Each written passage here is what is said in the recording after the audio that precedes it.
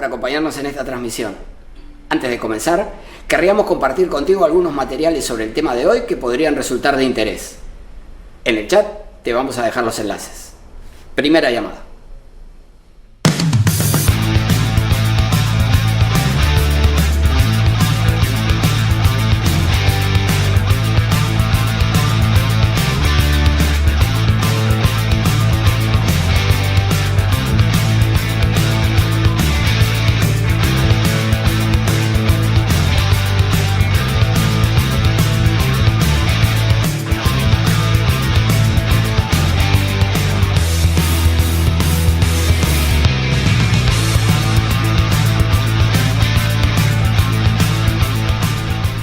Ya estamos por comenzar la transmisión, pero antes quería pedirte que si te interesan nuestros contenidos, nos sigas en nuestras redes sociales. En el chat vas a encontrar los enlaces. Cuando regreses, estaremos comenzando. Segunda llamada.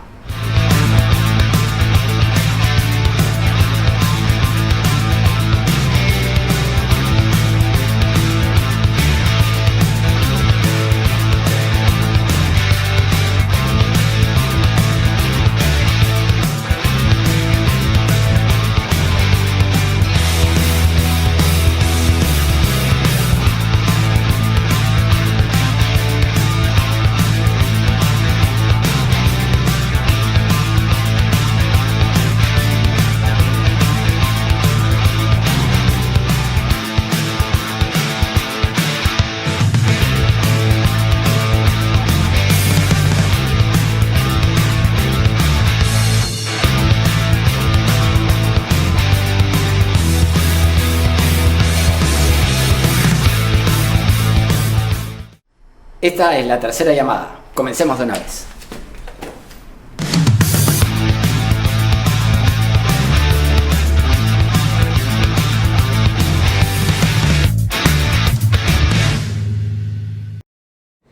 Hola, ¿qué tal? Muy buenas tardes, ¿cómo están ustedes? Comenzamos un nuevo programa de la segunda temporada de El Constitucional, que se sigue transmitiendo a través de nuestra página de Facebook, omar.sar, a través de televisión abierta, por medio de Onda Digital, canal 18.4 en Lima, por Cable Más, canal 791, y a través de la plataforma de LP Pasión por el Derecho, que es una entidad de referencia jurídica y que brinda capacitación a miles de profesionales. El Constitucional es definitivamente un programa multimedia que se transmite por web, por redes sociales, por televisión abierta y también por cable. Pero ahora, además, puede ser considerado un programa interactivo porque compartiremos los códigos QR de las fuentes que habremos de citar a lo largo del desarrollo del programa. Te vamos a pedir que si estás aquí, si visitas nuestro programa, si te interesan nuestros contenidos, nos apoyes con tu like, compartiendo esta transmisión y eventualmente incorporándote como colaborador de nuestra página omar.sar. Todo esto nos ayuda a llegar a más gente. Vamos a desarrollar hoy el tema del juicio político y de las infracciones constitucionales. A ver, un conjunto de altos funcionarios del Estado, encabezados por el presidente de la República, pueden ser acusados, dice la Constitución, por infracción de la Constitución y aparte, y por todo delito que cometan en el ejercicio de sus funciones. No es lo mismo acusarlo por infracción de la Constitución que acusarlo por delito. Son cosas diferentes. El artículo 99 de la Constitución establece lo siguiente. Atención. Corresponde a la Comisión Permanente acusar ante el Congreso, es decir, como no tenemos un Parlamento bicameral, un órgano parlamentario acusa ante el Pleno del Congreso, ¿correcto? Entonces, para que el acusador no sea el mismo que el que resuelve, se ha dividido de esta manera. Quien acusa es la Comisión Permanente y quien resuelve es el Pleno del Congreso, naturalmente sin participación de los miembros de la Comisión Permanente. Entonces, corresponde a la Comisión Permanente acusar ante el Congreso a, dos puntos, al presidente de la República, a los representantes al Congreso, a los ministros de Estado, y esto aquí interesa, a los miembros del Tribunal Constitucional, a los miembros del Consejo Nacional de la Magistratura, a los vocales de la Corte Suprema, a los fiscales supremos, al Defensor del Pueblo y al Contralor General de la República. Esta es la lista. ¿Y de qué se los puedes acusar? Como ya dijimos, por infracción de la Constitución y por todo delito que cometan en el ejercicio de sus funciones, hasta 5 años después de que hayan cesado en estas. Pero, como se puede advertir de la lectura, y lo publicamos esto más temprano en nuestra página de Facebook, Omar.Sar, en el listado de altos funcionarios no se ha incorporado al vicepresidente. Por lo expuesto, podría ponerse en duda la procedencia de la denuncia constitucional que se formule contra el vicepresidente en cuanto que tal, en ejercicio de su cargo.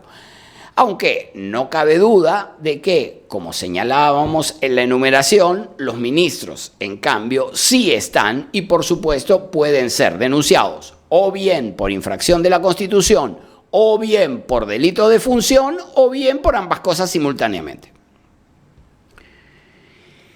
Si el vicepresidente es a la vez ministro, y no hay ninguna duda de que puede serlo, podría ser acusado por infracción que cometiere en el ejercicio de cualquiera de ambos cargos, siempre que se admita la procedencia de la denuncia contra el vicepresidente. Pero en todo caso, la acusación constitucional debe precisar este aspecto, es decir, debe la denuncia identificar a qué funcionario se dirige y cuál es la infracción de la Constitución que pretende sancionar. ¿Y por qué es esto importante? Porque se requiere garantizar el debido proceso de los funcionarios sometidos a este procedimiento, ¿correcto? Entonces, hay que notificar claramente cuál es la infracción que se imputa y el carácter en el que se lo involucra, porque esto se refiere al debido proceso parlamentario y esto ya está decidido por la justicia constitucional desde el caso de Alan García cuando cuestionó las resoluciones de la megacomisión y la justicia, mediante el proceso de amparo en sede judicial, se concluyó que la identificación del concepto y del carácter con el que una persona declara ante las comisiones parlamentarias se refiere al contenido constitucional del debido proceso. Ahora bien, cabría preguntarse qué cosa es una infracción de la Constitución. De hecho, en el Estado constitucional, nadie puede ser sancionado por infracciones que no se encuentren previa y claramente establecidas. Esto es, sin ningún lugar a dudas, una exigencia derivada del principio de legalidad penal. Tiene que haber ley previa, cierta, clara. ¿Correcto? Muy bien. En la Constitución vigente, a diferencia de las constituciones anteriores, no se ha consagrado únicamente la institución del llamado antejuicio, como un procedimiento destinado a determinar la procedencia de un juzgamiento penal de funcionarios de alto rango por parte del Poder Judicial, previa habilitación del Congreso de la República, sino que se ha reconocido la existencia, en la Constitución vigente, insisto, de un auténtico juicio político. Una cosa es el antejuicio y otra cosa es el juicio político.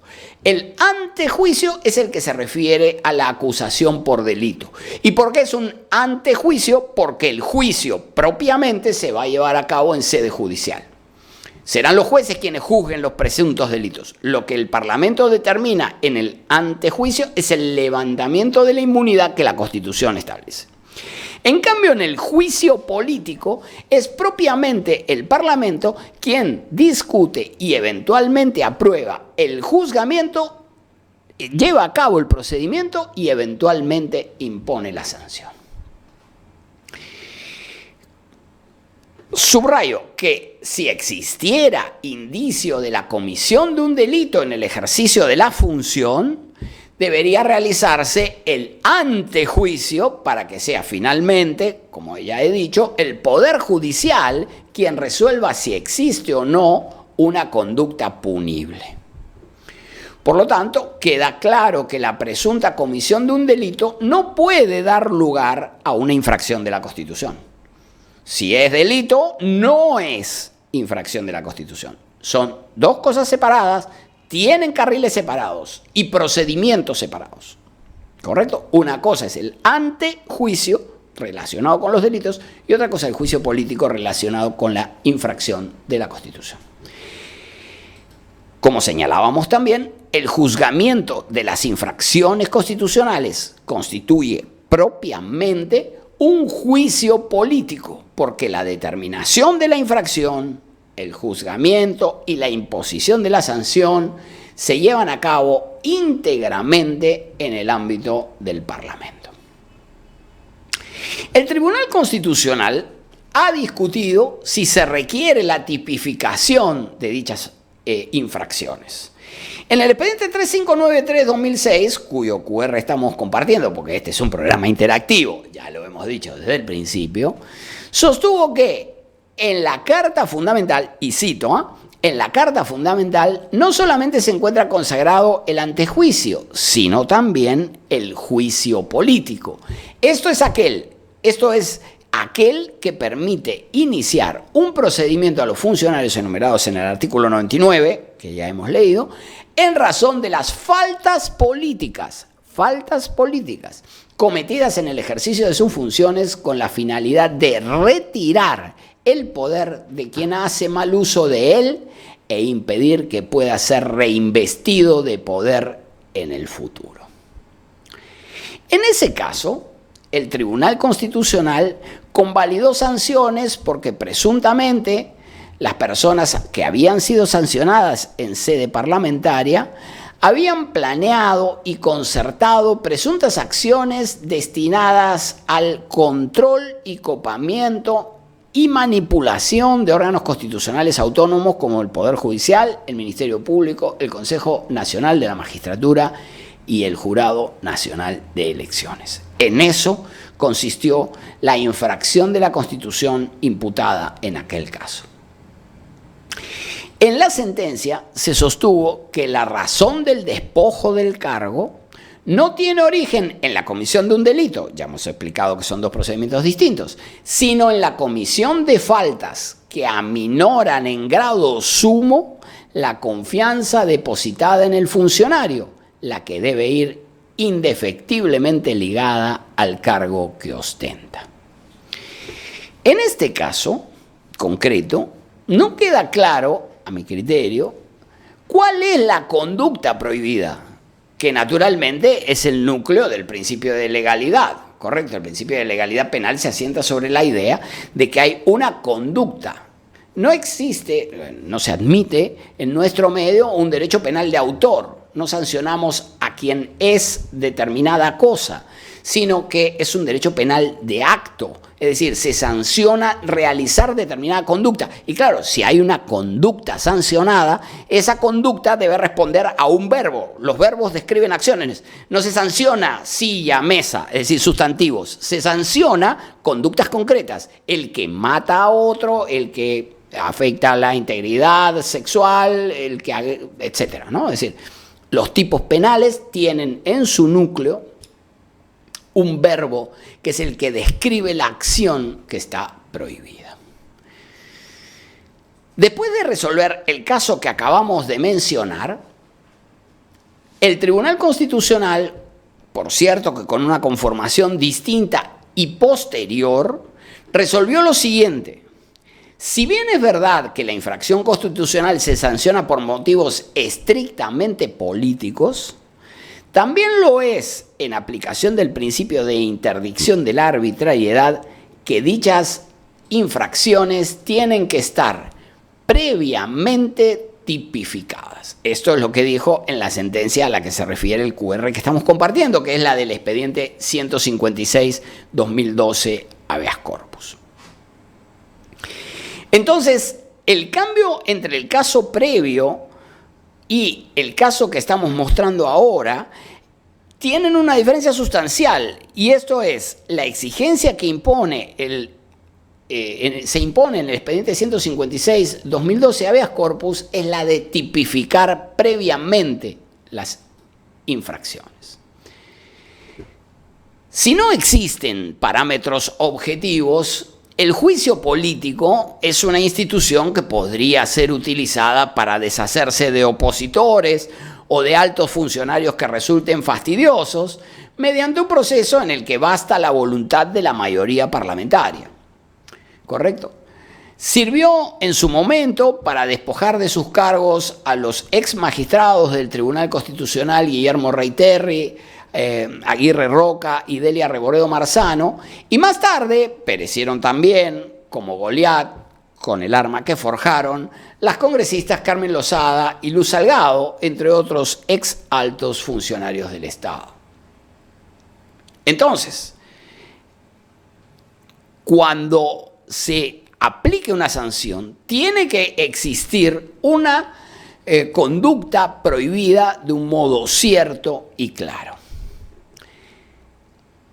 Queda en evidencia que no se puede aplicar una sanción si no existe una prohibición clara, cierta y previa.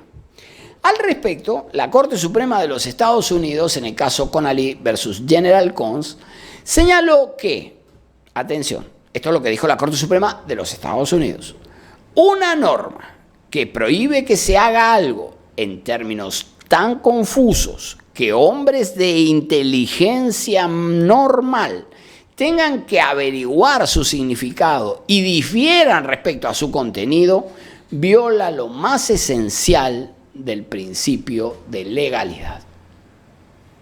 La Corte Suprema tiene la idea, la Corte Suprema Americana tiene la idea de que toda prohibición debe ser clara para el destinatario, y el destinatario no son los especialistas en derecho, sino el hombre corriente, el hombre normal. La Corte norteamericana explica que una ley confusa o poco clara puede inducir a los particulares o bien a no ejercer sus derechos a expresarse o bien a incurrir en conductas prohibidas por equivocación. Y también se presta a interpretaciones arbitrarias por parte de las autoridades o funcionarios que actúen según su propia interpretación de los asuntos. Como es evidente, la disputa en torno a la aplicabilidad de una sanción como consecuencia de infracciones constitucionales excede largamente a los hombres de inteligencia normal y alcanza a los especialistas en derecho constitucional. Por lo tanto, no puede admitirse que exista una infracción constitucional susceptible de ser aplicada sin tipificación clara en la Constitución, ya que está claro que no se ha aprobado un código de infracciones constitucionales, como originariamente comenzó pensando el Tribunal Constitucional en 156/2012, el caso que hemos citado antes.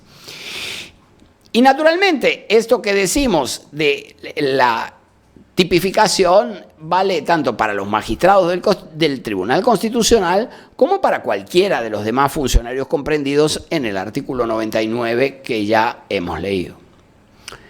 Ahora bien, en el caso concreto de la ministra Dina Boluarte, el informe de la Contraloría sostiene que la funcionaria, a la vez que ejercía el cargo de ministra, ese sí está en la enumeración, firmó documentos como presidenta del Club Departamental Apurímac y de la Asociación de Clubes Departamentales del Perú, que son, por cierto, organizaciones sin fines de lucro. Esas firmas, que cuentan con legalización notarial y que por ende tienen fecha cierta y datan del 26 de agosto del 2021, 20 de septiembre, 21 de septiembre, 11 de octubre y 20 de octubre, se evidencia que todos estos documentos fueron suscritos cuando la ministra se encontraba en ejercicio del cargo. La Contraloría General de la República sostuvo que en el expediente existe una constancia donde se advierte la firma legalizada, su huella dactilar y su posfirma como presidente del Consejo Directivo. Así están suscritos los documentos de acuerdo con el informe que estamos compartiendo de la Contraloría General de la República. Si siguen este código QR, van a llegar al informe original completo de la Contraloría General de la República. Además, sostiene la Contraloría este dato que ya apuntábamos, de que las firmas de la fiscalizada, dice la Contraloría, porque estaba fiscalizando a la ministra, fue certificada por un notario de Lima. La vicepresidenta, que es a la vez ministra de Estado, presentó ante la Contraloría General de la República las copias de las cartas mediante las que habría pedido licencia a las entidades privadas a las que pertenecía desde el 29 de julio del 2021.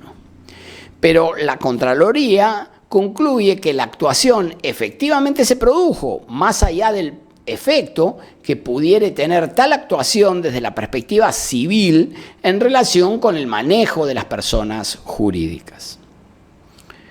Ahora bien, concretamente, ¿cuál sería la infracción en este caso? ¿Hay una infracción? Presten atención. Para responder a esta cuestión, hay que recordar que el artículo 126 de la Constitución establece lo siguiente. Leo. Los ministros no pueden ser gestores de intereses propios o de terceros, ni ejercer actividad lucrativa, no es el caso la actividad lucrativa. Los ministros no pueden ser gestores de intereses propios o de terceros, ni intervenir en la dirección o gestión de empresas, que no es el caso, ni asociaciones privadas. Entonces, si resumimos la parte pertinente del artículo 126 para este caso, diría: los ministros no pueden ser gestores de intereses propios o de terceros, ni intervenir en la dirección o gestión de asociaciones privadas. Y esto es literal, solo estoy resumiendo el artículo a los fragmentos pertinentes. Es evidente que la disposición constitucional establece una muy clara obligación de no hacer. Hay algo que está constitucionalmente prohibido a un conjunto de sujetos específicos, quienes ejercen el cargo de ministros, no al universo de los altos funcionarios del Estado, sino concretamente a los ministros. Los ministros son los que no pueden realizar gestiones de intereses, no pueden ser gestores de intereses, ni intervenir en la dirección o gestión de asociaciones privadas. Es evidente que existe esta prohibición, pero el artículo 126 tiene estos elementos que podríamos diferenciar. Uno, la prohibición se dirige a un tipo de funcionario específico, los ministros. Una vez más, aquí no entra el vicepresidente y además las figuras en materia sancionatoria obviamente no pueden aplicarse por analogía. La analogía está prohibida en materia penal. Y el segundo elemento, entonces, un sujeto, ministros, y un segundo elemento, la materia prohibida, que consiste en gestionar intereses o intervenir en la dirección o gestión de asociaciones privadas. La disposición no exige en ningún momento que se trate de entidades lucrativas. Pueden ser lucrativas, empresas, o no lucrativas, como asociaciones privadas.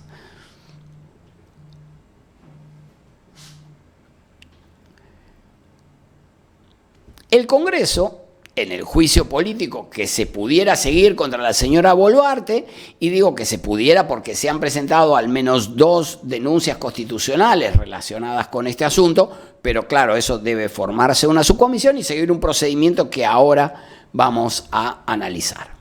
Entonces, decía, el Congreso, en el juicio político que se pudiera seguir contra la señora Boluarte, deberá determinar, primero, si las firmas en los documentos implican efectivamente intervenir en la dirección o gestión de las personas jurídicas.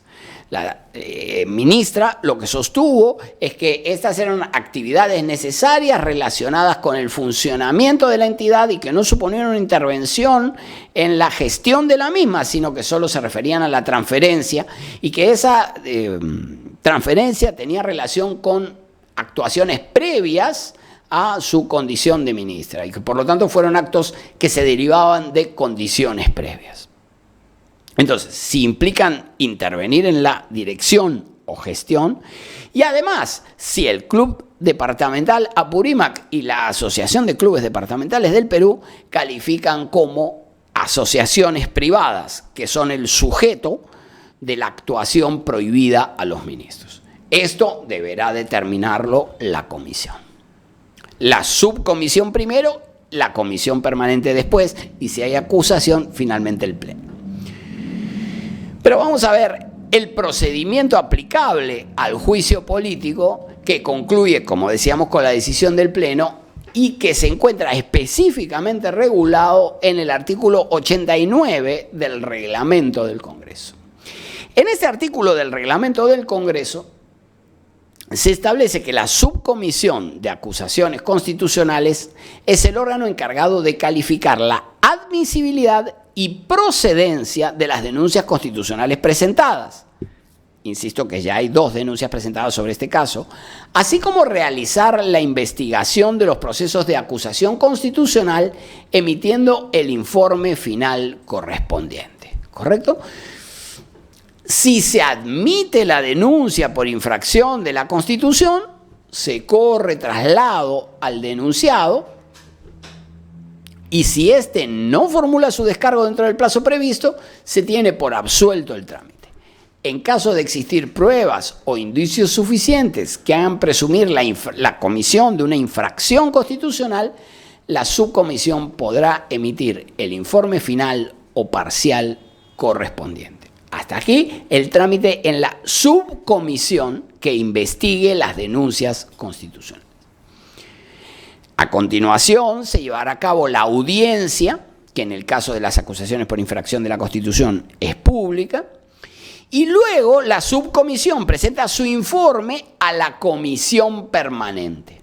Y si la comisión permanente del Congreso decide que procede la acusación, se llevará a cabo el Pleno del Congreso para analizar esta cuestión y se requerirá una votación favorable de los 2/3 del número de miembros del Congreso, obviamente, como ya habíamos indicado, sin participación de los miembros de la comisión permanente.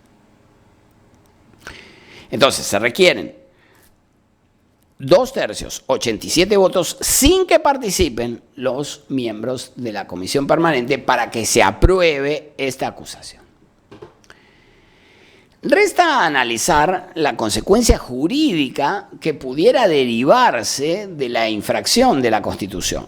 Es decir, si hubiere una hipotética infracción de la Constitución que debe analizar los aspectos que ya hemos indicado y seguir el procedimiento que hemos indicado, habrá que ver cuáles son las sanciones que pudieran derivarse de esa potencial infracción constitucional. De acuerdo con el artículo 100 de la norma fundamental, el Pleno del Congreso, sin participación de los miembros de la comisión permanente, puede suspender o no al funcionario acusado o inhabilitarlo para el ejercicio de la función pública hasta por 10 años o destituirlo de su función sin perjuicio de cualquier otra responsabilidad. Quiero subrayar aquí la conexión que existe entre estas consecuencias que están específicamente enumeradas en el artículo 100. Suspender o no al funcionario o una cosa o la otra. Suspender o inhabilitarlo para el ejercicio de la función pública hasta por 10 años. O, aquí hay una segunda o destituirlo de su función sin perjuicio de cualquier otra responsabilidad. Entonces, Como mostrábamos en el cuadro que publicamos más temprano en nuestra página de Facebook, Omar.Sar, hay 3 tipos de sanciones posibles. ¿Correcto? Hay 3 tipos de sanciones. Puede ser suspensión, puede ser inhabilitación para ejercer cargos públicos hasta por 10 años y puede ser también, alternativamente a las otras 2, puede ser sanción de destitución. Naturalmente que la sanción que se vaya a imponer debe resultar proporcionada a la magnitud de la infracción, ¿correcto? Esta exigencia de proporcionalidad es inherente al derecho sancionador en general y no solo al derecho penal. Naturalmente que la magnitud de la sanción tiene que estar en relación con la magnitud del bien jurídico afectado. Y hace no mucho dábamos cuenta de que el tribunal había inaplicado determinadas disposiciones del Código Penal en el entendido de que constituían una sanción desproporcionada. Entonces, pero esta lógica que aplicó al Código Penal resulta perfectamente aplicable al resto de los ámbitos del derecho sancionador en general. Queda claro en el Estado constitucional que la sanción debe ser proporcional a la naturaleza de la infracción. César Landa, hoy canciller y profesor de la Pontificia Universidad Católica del Perú, sostuvo que las infracciones de la Constitución pueden tener un triple carácter. Él decía lo siguiente, que las infracciones constitucionales pueden ser leves. ¿Cuándo una infracción constitucional es leve? Cuando se afecta un mandato constitucional abierto, como por ejemplo el deber de promover el bienestar general. Esto supone una infracción leve y naturalmente la consecuencia debe ser una consecuencia leve. Digo, desde la perspectiva de la sanción. En segundo lugar, sostiene que la infracción de la Constitución puede tener una gravedad intermedia. ¿Y cuándo se presenta esto? Cuando se infringe un mandato constitucional expreso y directo, como por ejemplo la falta de aprobación de una norma de descentralización frente al mandato contenido en la 8ª disposición final y transitoria de la Constitución. Por ejemplo, en ese caso concreto se refiere a que debe aprobarse a regularse el proceso de descentralización. El Estado peruano es unitario, pero descentralizado. Por lo tanto, esto presupone una exigencia, un deber constitucional de actuación positiva, es decir, de regulación de la descentralización. Si existe una omisión de conducta, entonces estamos ante una infracción de carácter intermedio, diría el profesor Landa.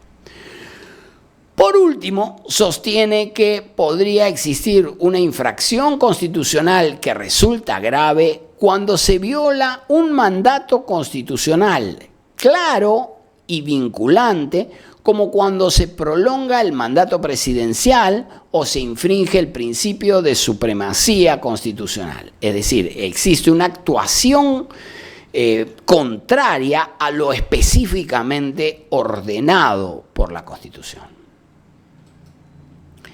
Si el vicepresidente ejerce simultáneamente el cargo de ministro, la infracción que cometa en este último carácter solo repercutirá sobre la vicepresidencia cuando hubiese sido sancionado con inhabilitación para ejercer cargos públicos, porque en los demás casos obviamente no tendría incidencia, ¿no? Es decir, si el presidente hubiese sido el ministro, porque aquí lo que importa es el cargo de ministro, si el ministro hubiese sido destituido, entonces habría sido destituido de su cargo y esto no incidiría sobre el desarrollo de la función como vicepresidente, ¿correcto?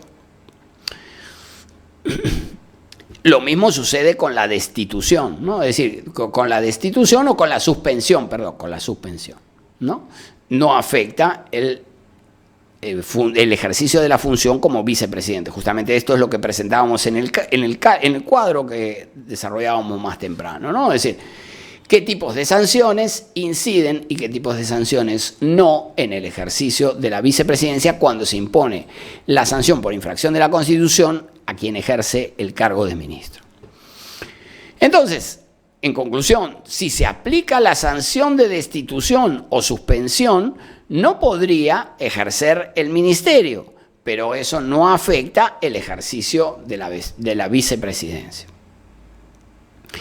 En caso de que el Congreso concluya que las firmas en los documentos que pone de relieve la Contraloría implican efectivamente intervenir en la dirección o gestión de las personas jurídicas y que el Club Departamental Apurímac y la Asociación de Clubes Departamentales del Perú califican como asociaciones privadas en los términos del artículo 126 que ya hemos leído, entonces restará determinar el tipo de sanción que pudiera corresponder y la magnitud de la misma, atendiendo a si ésta produce efectos respecto de la vicepresidencia o no, de acuerdo con la sanción que se le imponga. Entonces podrá, si existe la infracción, entonces se determinará cuál de las tres es la consecuencia y solo en uno de los casos incidirá sobre el efecto, tendrá efecto sobre el ejercicio de la función como vicepresidenta. Es cierto que se han presentado contra la vicepresidenta y ministra de Desarrollo e Inclusión Social varias denuncias constitucionales, pero habrá que ver cómo interpreta el Congreso de la República los aspectos indicados, qué sanción impone y cuál es la gravedad con la que evalúa esa infracción, que debe reflejarse proporcionalmente en la cuantificación de la sanción que pudiera imponer. Como es evidente, en este caso no está todo dicho, pero sin embargo hemos planteado cuáles son las concepciones sobre las infracciones constitucionales, las consecuencias, el procedimiento y las sanciones que pudieran recurrir en este caso. Lo vamos a dejar aquí y les recordamos que apoyen nuestro programa dejándonos su like e incorporándose como colaboradores de nuestra página de Facebook Omar.Sar. Nos vemos la próxima semana en una nueva edición de El Constitucional.